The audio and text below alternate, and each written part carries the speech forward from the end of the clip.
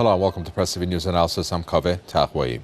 The situation in Syria has witnessed a dangerous spillover in the 18 months of its unrest. Artillery fire from Syria struck a Turkish border town and killed 5 people, and Turkey retaliated with a response which, according to some reports, killed a number of Syrian soldiers. The first such occurrence. Even though Turkey has stated that it has no interest in war with Syria, isn't it already engaged in a war by training and arming and even harboring the Syrian armed opposition? Well, in this news analysis, we will weigh in on whether this is the beginning of a war between Turkey and NATO on the one side and Syria on the other side. And on a wider context, we'll take a look at how far or how close is the world community on reaching a peaceful political resolution. Tensions between Turkey and Syria are on the rise. A mortar shell from Syria that left 5 people dead and several wounded in a Turkish border town is turning the tensions up a notch.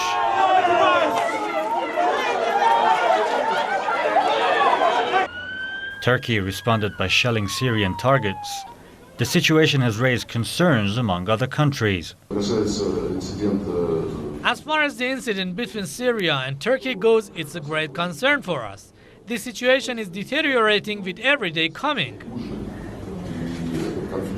Turkey's parliament has given the go-ahead to the government to carry out cross-border military operations against, quote, hostile forces. Turkish Deputy Prime Minister Basir Etalay says the parliament approval is no mandate for war. But fears of the outbreak of a serious conflict have already provoked criticisms. This incident, this mortar shelling the Turkish side, came right after the assassination of 2 Kurdish, insurgents against Turkey. Second, the mortar could be on the hand of the insurgent. And third, there is a third party always, especially the opposition, who has interest to create conflict between Turkey and Syria. Public opinion in Turkey is also against the start of a war. Many social media users in Turkey have been reacting strongly against the possibility of war with Syria. Before the parliament approved the green light for a cross-border activity, anti-war protesters made their voices heard to Turkish lawmakers.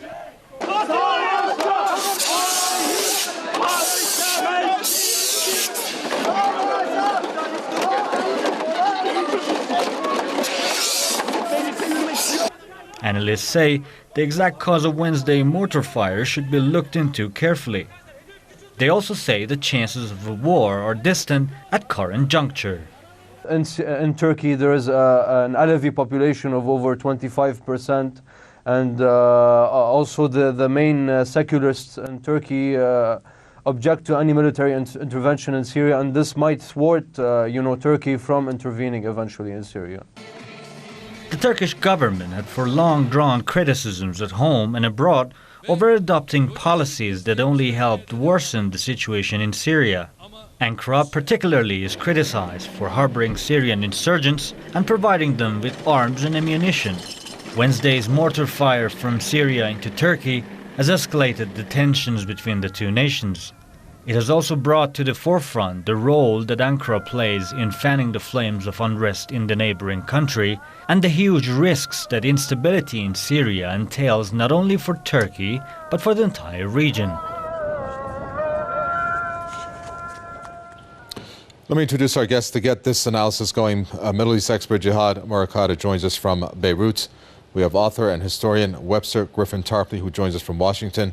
We have the Vice Chair of the Institute for Policy Studies, Sal Landau, who joins us from Berkeley. Gentlemen, welcome. Jihad Murakata, I'd like to start off with you. What do you make of this scenario that has unfolded between Syria and Turkey? Nothing much. I feel that there was an incident. The Syrians did not mean it, and as far as the Turkish are concerned, they have drawn a line in the sand, and they do not intend to go any further, and neither does NATO, by the way. NATO made clear that it is not worth going any further than just pure retaliation. But the Turkish authorities have said since the plane incident when the Turkish plane was shut down that they would change the rules of engagement, and they have changed the rules of engagement, and they do not want to go any further. And the Syrians immediately apologized, because as far as they're concerned, they think that they do not intend to make any thing out of it. And of course, the foreign minister of Russia, the Russian foreign minister, made it clear that there is no point in getting things getting out of hand. Webster Tarpley, don't you find it a little odd that NATO, you would think, would be itching to get into Syria somehow? You would think. I mean, perhaps you can shed more light on that. And this would be a perfect opportunity for that, given that one of its member countries has been shelled from Syria. But that's not the stance. Our guest, Ajad Murakata, also stated that. How do you see it? I would not be confident about the peaceful evolution of all this. I think we have to go back a little bit. Remember, the difference of Obama compared to Bush-Cheney is that Bush-Cheney were the advocates of direct U.S. military action. U.S. would bomb and invade countries like Afghanistan, Iraq, others. With Obama, it's much more nuanced. It's based on deception, dissembling, and treachery. And the strategy is called buck passing. Buck passing means if you have an ally like Turkey, which is showing very disturbing signs of independent action, and then you have a country like Syria, which is aligned with Russia and China, the way to deal with that is not to have a direct U.S. military attack, but to play one against the other. In particular, I'm thinking of 2010.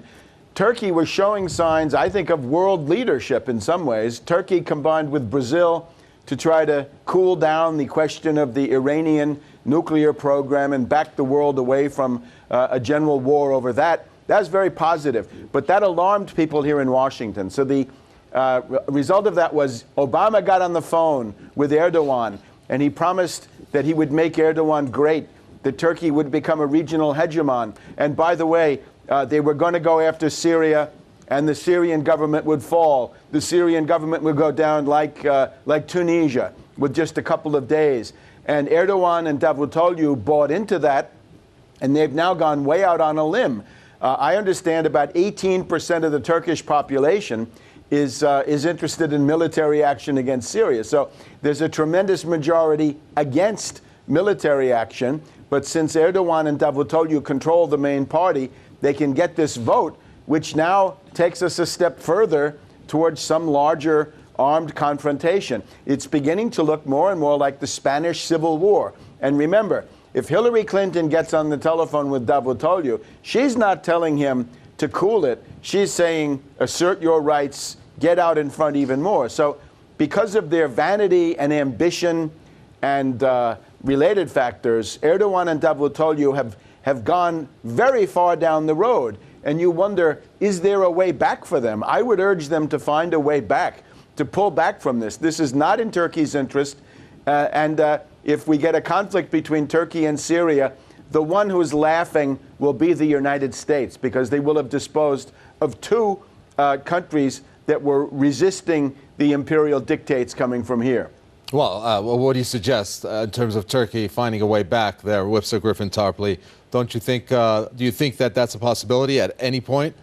Maybe they might be mulling that, as you said, in terms of the breakdown. Go ahead. The entire rebellion in Syria is artificial. It's fomented from the outside. These are death squads that NATO has brought in. They've shipped them in from Libya by means of an airlift. They've gathered them from half the world. If Turkey would simply say, we're going to close our border, we're not going to allow these killers to use bases inside Turkey, this would come to a rather quick end. And of course, Lebanon, Syria, and the Kurdish entity would also have to go along. But mainly it's Turkey right now concerning Aleppo. Okay, Mr. Murakata, we'll get to you for a response that I see you have, but let me just bring in Sal Landau here, and I'd like to expand, Sal Landau, on what Webster Tarpley said, disturbing signs by Turkey of independent action. It certainly looks like that. I mean, Ibrahim Kalin, the foreign policy advisor to Prime Minister Erdogan, he said Turkey retaliated without declaring war, but doesn't the resolution reached in the parliament lay the groundwork for war when Turkey deems it necessary? Parliament, a quick reminder here, authorized the government to send Turkish forces to foreign countries with the administration determining the where, the scope, the numbers, and the time of such deployment. I think it is a dangerous situation, and I don't think it should be underplayed. I mean, I have the feeling that the Archduke might be visiting Sarajevo any day now. I mean, laying the conditions for a much larger conflict as the one that started World War I. I mean, the fact is that Syria, which has bent over backwards to please the United States over the last 10 years, they tortured people that were sent there for rendition. They tipped the United States off about possible attacks against U.S. bases and property there in the region. And I remember when I was in Syria and a government official said, "Why is it that Washington doesn't respond to our deeds?" And I said, "No good deed goes unpunished." Syria is, after all, essentially allied with Iran. And that is what is really in disfavor. And I think it's true that the West, along with Saudi Arabia, is arming and training the foreign troops that are going into Syria and fomenting much of the violence that is occurring there on an unprecedented scale. It is very dangerous, and I think you have Russia on one side and China also, which is opposing Western action, and then you have the NATO powers using essentially Turkey. When Turkey's, I don't understand President Erdogan's ambition in this particular case. The Syrians have told him very clearly they don't want to go to war with Turkey. It's been a peaceful situation. I also don't understand why Israel is supporting this move against President Assad, because Assad has maintained stability on the Golan Heights. And if a new regime replaces this in Turkey, it may very well be led by very fundamentalist jihadists who will not respect that Golan Heights border. So it's a very dangerous situation, and I think the West should back off. And President Obama should be advised to do so immediately. Well, Jad Marikata, you had a statement, I believe, that you want to make in reference to Mr. Tarpley there. Yes, first of all, with regards to those people fighting in Syria, he made it as if it was just foreigners fighting in there. Well, I'm sorry, there is a large part of the Syrian population which is fighting the Assad regime. If until now, after 19 months, the gentleman has not realized that the Syrians were fighting the Syrian regime, then we have a major problem here in the discussion. I don't think we can carry it any further.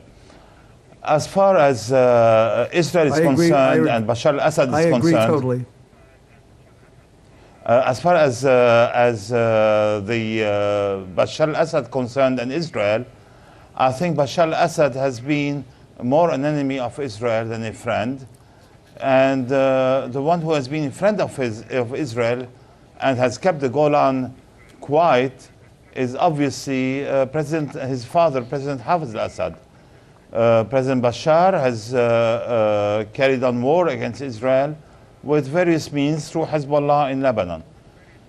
So Israel is not interested, as you say, in keeping the Assad regime quiet. And also, there is a lot of speculation about what is going to replace the regime of President Bashar al-Assad. I think that the replacement of President Bashar al-Assad is not what everybody seems to think. Islamists here and there and what have you. Yes, there are Islamists in Syria, and there are non-Islamists in Syria. In Egypt, you have more Islamists than you have in Syria. And yet, the whole political picture in Egypt is very different than what people thought about Islamists. Islamists are not a danger. It's just, they are just an Islamist, but they are not a danger to anybody. And you should respect democratically elected people.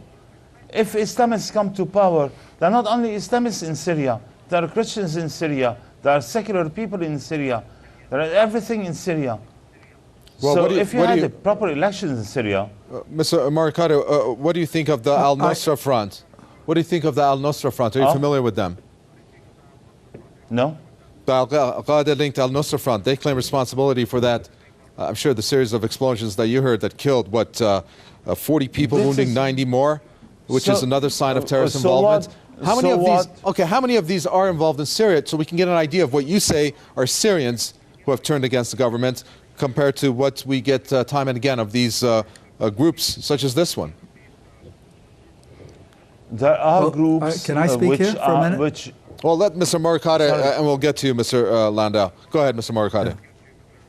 Okay. There are groups who use means that the Syrian government also uses in terms of car bombs and explosions and so on. However, what is their role in a future Syria? That's a great question. That's a great question. Before you answer it, let's bring in Tarpley. We'll come back to you. Webster Griffin Tarpley, if you can answer Mr. Morikade there, of how much these terrorists are going to put back any form of a political resolve, especially when it comes to the future of a Syrian government, were there to be one, if Assad was to go. I mean, doesn't these groups demote that fact when they keep getting added to the pot, so to say? Well, there's a violent opposition which is supported, first of all, financially and logistically. And this is done by Saudi Arabia, by Qatar, by the United Arab Emirates, with the general approval of NATO. We know that there are CIA officers and U.S. Joint Special Operations Command people in southern Turkey that are directing traffic. They do the logistic function to organize that. We know that there's a NATO base in Iskandarun where Libyan fighters were flown in. We know that there's an operation called Adana, or a place called Adana near the Incirlik NATO Air Force Base in Turkey. All of these are used for the logistical backup. And indeed, a lot of the main force fighters are foreigners. There are people from all over the North Africa, Middle East, all the way out to Pakistan, from Chechnya all the way to Somalia. A lot of them are there. We've had reports of even people recruited in France, right? People of the Mohammed Merah type. I don't think it's a question of Islamist or not Islamist. The question is that these are Saudi networks. These are Saudi networks, and they're there to destroy the Syrian state. The reason that they can't unite is because NATO doesn't want them to unite. NATO doesn't want a central government of Syria ever again. They want the 300 squabbling groups. The Syrian National Council is a bad joke. The Free Syrian Army is essentially a congeries of Al-Qaeda and others, of Salafis and Saudis and others. So this is a complete mess, and there is no government there. Everybody can see that. There's no leader, there's no government. The entire thing depends on foreign help, foreign logistics, foreign money, and again, foreign fighters. Now, of course, some Syrians are then sucked in. They're drawn into this for various reasons. They become fellow travelers. They're carried away. Some of them have no choice. They're forced to do it at gunpoint. But again, the question is causality. If you cut off the outside inputs, the entire thing will calm down relatively rapidly. And I want to get your response to that, Jihad Morikade. Please keep Webster Griffin Tarpley's thoughts there, but Sad Landau, you had a response. Go ahead. Yes, I visited Syria 5 times over the last 10 years and made a film there. And I would agree that the initial protest against the Assad government was legitimate, and it was because President Assad did not respond to the deteriorating economic conditions, to the high unemployment, and to the anti-democratic and corrupt features of his own government. But once that protest got underway, the violent people seemed to grab a hold of it. And I would have to take issue with our guest from Lebanon in that I interviewed an imam in the city of Hama in 2005, and he said, when we, the majority, the Sunnis, take over, we will send the heathens back to the heathen country, meaning the Christians would be sent back to Lebanon. And I said, well, what would you do with the Alawites? And he said, they will get what's coming to them. And that was not, in my mind, a statement that led me to believe that there would be no extremism in the next regime in Syria if Assad was replaced. The initial mistakes, however, were made by President Assad in not responding properly to the outrage that people had over the declining economics, the corruption in his government, and the anti-democratic features. Those are absolutely true. But the foreign penetration of that movement has also been decisive in escalating the war. And if it's not stopped, all hell is going to break loose in the region. Okay, Jihad Markare, please respond to what Webster Tarpley said. If you remember those statements, I'd like to find out what you think.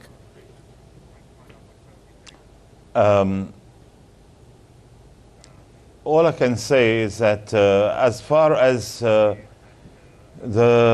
Mufti or the Sheikh and Hama can say, he can dream whatever he wants to dream, but at the end of the day, he's not alone. And he cannot do anything on his own because there is no intention whatsoever, as far as the Sunnis are concerned, to create a regional war or a sectarian war in the region. They know that there are so many different political axes in the region, whether it's Shia axis, Sunni, Christian, West, and so on. Today, ethnic cleansing does not work anymore. So I don't believe they can believe whatever they want, but what they can do is nothing. We have seen it in Egypt. When the Islamists want power in Egypt, they cannot go ahead and get the Coptics out of power or attack churches and so on. With regards to the foreign intervention, I would like to say once more, the Syrian regime has lost legitimacy with regards to the United Nations itself, because the United Nations itself regarded the Syrian regime as a rogue state a long time ago. They still accept it because it is there in the United Nations, okay? But they regard it as a rogue state, and as far as the Security Council is concerned, arming the Syrian opposition is not really an issue anymore. Everybody is arming the Syrian opposition, like the Russians are arming the Syrian army and the Iranians are arming the Syrian army. So I don't see where the problem lies. If you say that there is a Western intervention on behalf of the Syrian opposition, I would say there is a Russian and Iranian intervention on behalf of the Syrian regime. And the Syrian regime is illegitimate, according to everybody. There is no legitimacy to the Syrian regime, since the Syrian regime has no free and fair elections. Okay, we're running quickly out of time. Webster Tarpley, go ahead. I'm afraid there is no such consensus in the world, and this is exactly the point. We had the consultative conference in Tehran of the actual friends of Syria and essentially people who want to avoid military escalation: Russia, China, India, Pakistan, Indonesia, Venezuela, Cuba, Kazakhstan, really more than half the world, 30 countries, more than half the world, and they are trying to avoid the military blow-up. The NATO desire is to have this entire thing destroy there is 120 Syria, and if countries possible, who think different. go as far as possible in damaging Turkey. So this rogue state, the definition of a rogue state is illegitimate. That definition of rogue state is contrary to international law, and that's a propaganda tool of the U.S. According and the to British you or according and to others. me? According to the UN. Sal Landau, you're going to have the final statements. The Go United ahead. Nations, there is no consensus of the 5 permanent members about illegitimacy or rogue states. There is no such thing. Sal Landau, go ahead. I think that the problem is not illegitimate. I think the rogue state is the disobedient state. That is, Syria aligning itself with Iran was the disobedience to the West. I mean, after all, Syria had agreed to torture people for the United States. And the Syrian regime is no more illegitimate, let's say, than the Saudi regime or the Bahrain or some of the Emirates. I mean, free elections, please. You can't really use that criteria anymore because it doesn't, in the region, it just doesn't equate. So, I mean, the problem now is to de-escalate this conflict. And that means both sides have to stop fighting. That is, both sides have to declare that there's no future in continuing this battle. The rebels, on the one hand, the Free Syrian Army, and the Assad government have to sit down at the table, and that pressure has to come from the West and from Russia. Both sides have to get together and agree, no more arms into this region, stop the fighting. Otherwise, all hell is going to break loose, and it's going to spread beyond the region, is my fear. Okay, we're going to end it there. Thank you very much. Let me thank our guest, Middle East expert Jihad Markada from Beirut. Thank you. Author and historian Webster Tarpley from Washington. And you just heard from Vice Chair of Institute for Policy Studies, Sal Landau there from Berkeley. And thank you for watching another edition of the News Analysis. Do send us any comments or questions. Newsroom at PressTV.ir. From Miko Batag, my entire team, it's goodbye.